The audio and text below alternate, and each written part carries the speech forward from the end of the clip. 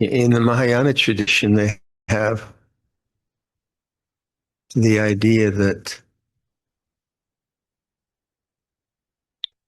awareness is maternal, right? Maternal, like a mother.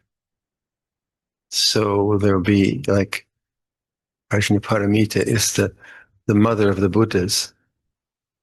So the mother of Siddhartha is Maya, Queen Maya, but the mother of the Buddhas is awareness. It's interesting. Not this is going to help you at all. It'll probably confuse you, but just that sense there is something about an awareness which welcomes and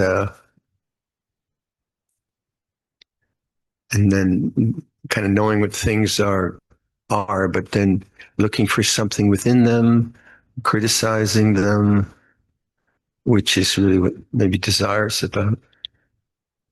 So where am I going to go with this? I don't know where I'm going to go with this.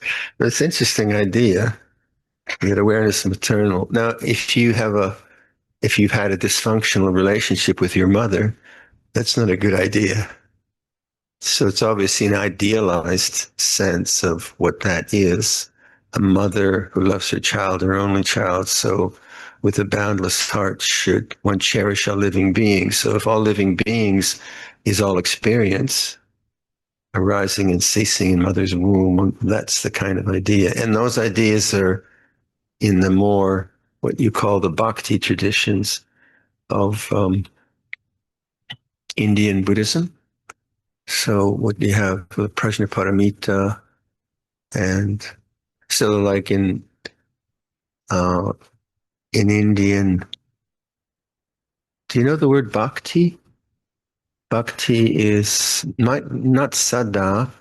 It's this very heartfelt devotion, and from what I understand, that Buddhism and Hindu philosophy, Vedas became very dry at some point, and there was a this kind of flourishing of a desire for devotional practices that open the heart. So something like Guan Yin in a culture where Guan Yin is important, there is the sense that the goddess is taking care of me as a thing.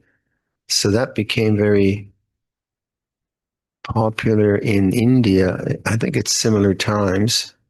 There was a teacher called Shankaracharya who, what century was he? I don't know.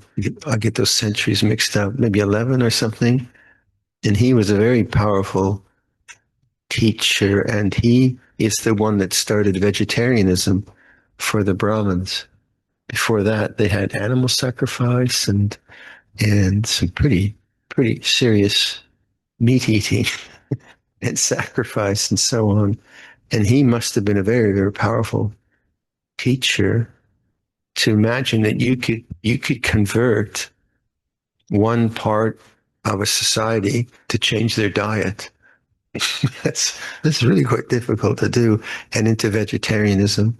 So at that time, also some of the ideas I think around it probably predates Sufism, but Sufism also in the Islamic culture was this kind of like if you read Sufi poetry, it's very much like someone is in love with someone, so they use ideas like being drunk with love. So you think that's not the precepts. They're drinking wine, and of course, if you just take it literally, it makes no sense. But those devotional cultures are very much uh, inviting into the heart the by if I have this right.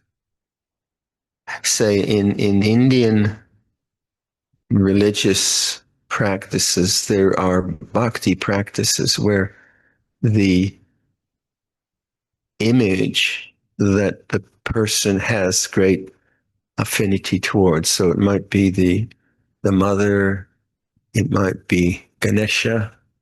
Ganesha's great, huh? Only India could invent Ganesha. I mean that what a cultural mind to invent Ganesha, this elephant, nice and fat, and oh, it's great. Anyway, so then in Indian culture, there's a lot of imagination that goes on, and then the idea of bhakti. I mean, I'm probably the wrong guy to talk about this, but that you you take you have a shrine, and then that's the deity that you are related to, and then you do everything to that shrine that you would do to someone you really love. So you make the shrine beautiful, you give it water every day, and offerings and flowers and incense. And as I was saying to someone else, you would never have an antique deity. You always want a new one with a new outfit. Whereas in Western culture, we want antiques all the time. We want the old ones and rusty, and got wormholes in the wood or something. Oh, they're cool. But for a bhakta, no, you want the very, very best.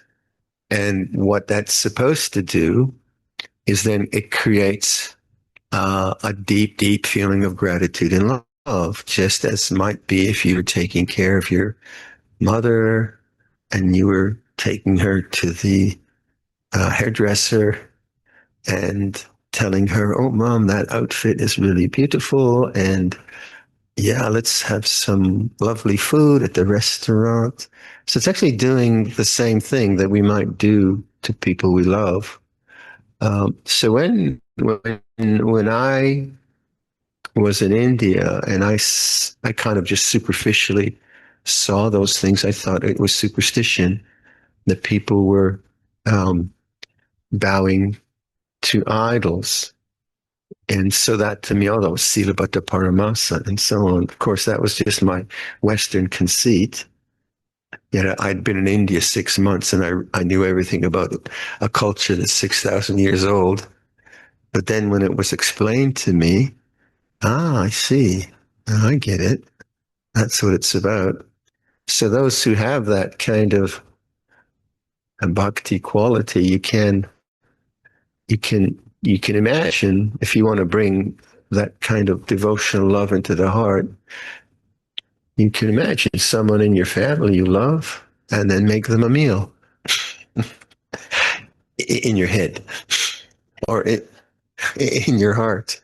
And all like say, I think I talked about that earlier in Sri Lankan culture and Thai, maybe you make a meal in memory of your dad who died 10 years ago or something, and you cook the food that he really liked and da da da da da.